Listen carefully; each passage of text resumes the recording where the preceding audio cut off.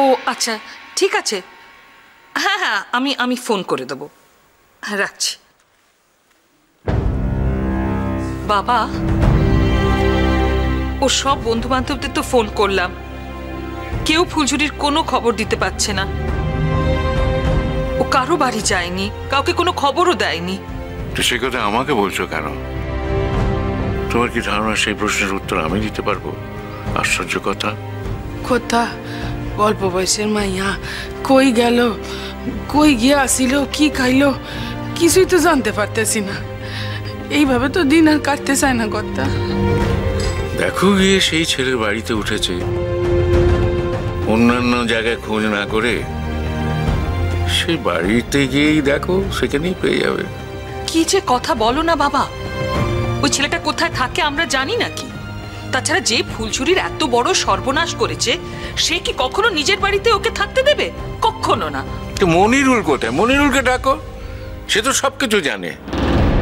সেই গিয়ে খবরটা নিয়ে আসুক, তারপর আমাদের উদ্ধার করুক।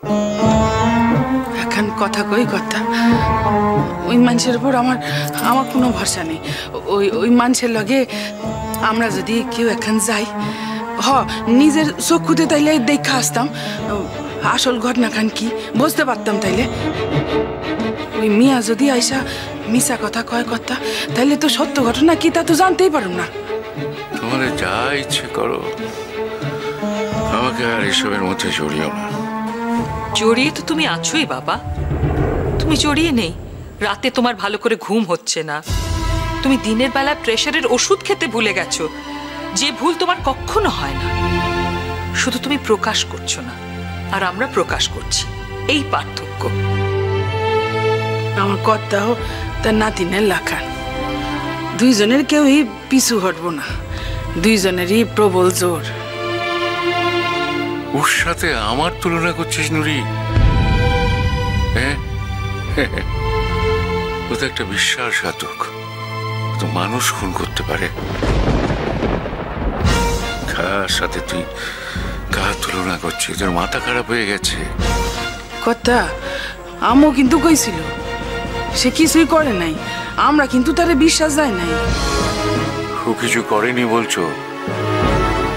সে তো হাতে নাতে প্রমাণ দিয়ে গেল। আর ওর সম্পর্কে মিথ্যে কথা বলি বা কি লাভ তার? ও ছেলেটাকে ঠকিয়েছে, সেই ছেলেটা ওর সংসারটা নষ্ট করে দিল। তার চেয়ে যদি খোলাখুলি সবকিছু বলতো, তাহলে একটা ব্যবস্থা করা যেত। তাহলে তো এইভাবে মিত্তির সাথে আমার সম্পর্কটা খারাপ হতো না, তার কাছে আমার মাথা নত করতে হতো না। এই যে কথা, আপনার বাসায় অতীত আইছে তো?